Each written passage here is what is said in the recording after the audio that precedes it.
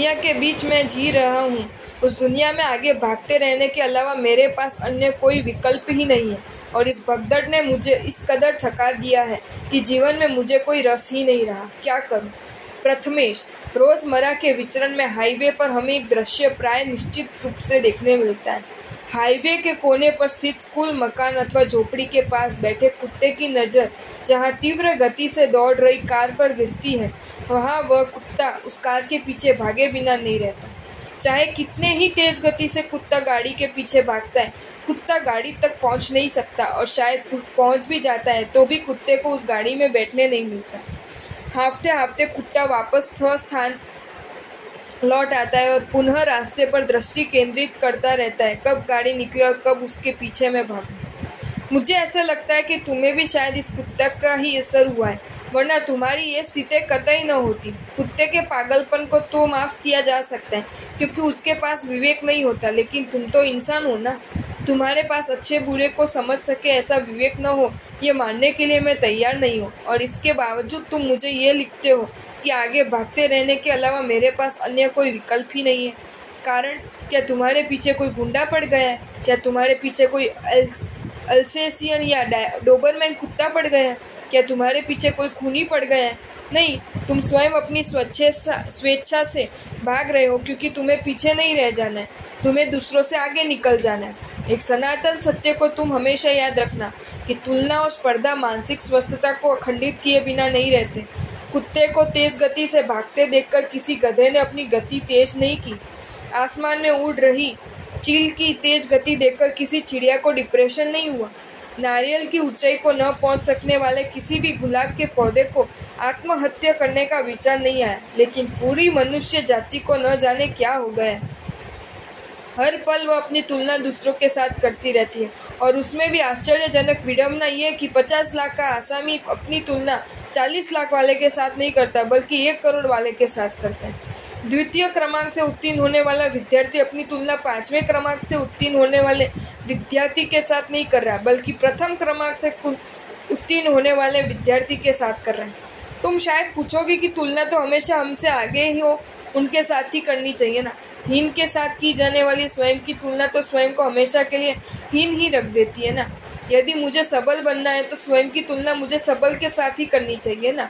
जिस इंसान ने स्वयं की तुलना भिखारी से ही की है, वह इंसान कभी धनवान बन सका है भला? प्रथमेश, तुलना की खतरनाकता यह है कि तुलना मन को स्पर्धा के लिए तैयार करती है। स्पर्धा में सफलता हासिल नहीं होती तब मन ईर्ष्या में जलता रहता है, और ईर्ष्यालु मन कभी कभी हाथ को हिंसा के लिए भी तैयार कर देता है। दूसरी सारी बातें छोड़ दो ना, तुमने खुद ही नहीं लिखा है ना कि आगे ही भागते रहने की भगदड़ ने मुझे इस कदर थका दिया कि जीवन में अब मुझे कोई रस ही नहीं रहा। सबल के साथ ही जाने वाली तुलना यदि इंसान को सबल बना देती होती तो आज तुम्हारी जो स्थिति है वह स्थिति नहीं ही होती ना। भूलना मत ये बात कि हमारे पास जो अभी है उसकी कीमत हमेशा कम ही आंकना, और दूसरे के पास जो भी है उसकी कीमत हमेशा ज़्यादा ही आंकना, ये दुखी होने का मार्ग है। तुमने जीवन में अमीर कई देखे होंगे, किंतु प्रसन्न धनवान कितने देखे? सफल व्यक्ति तुम्हारे जीवन में कम नहीं आए होंगे, किंतु तुमने प्रसन्न सफल व्यक्ति कितने देखे? टीवी के पर्दे पर और वर्तमान पत्रों के मुख पृष्ठ पर धमकने वाले कई लोगों के दर्शन तुमने किए होंगे, परंतु चेहरे पर मासूम मुस्कुराहट देखी हो ऐसे विख्यात लोग तुमने कितने देखे? क्या कहूँ तुम्हें, सही सड़ी हुई लकड़ी पर सनमाए का झट देने मात्र से लकड़ी गौरवप्रद अवस्था को प्राप्त नहीं कर लेती। गंदी गद्दी पर सफ़ेद चादर बिछा देने मात्र से गद्दी की गंदगी दूर नहीं की जाती। सीने पर फूटे निकलने वाली कैंसर की गठान को कमीज के आवरण तले छिपा देने मात्र से कैंसर की गठान दूर नहीं हो जाती।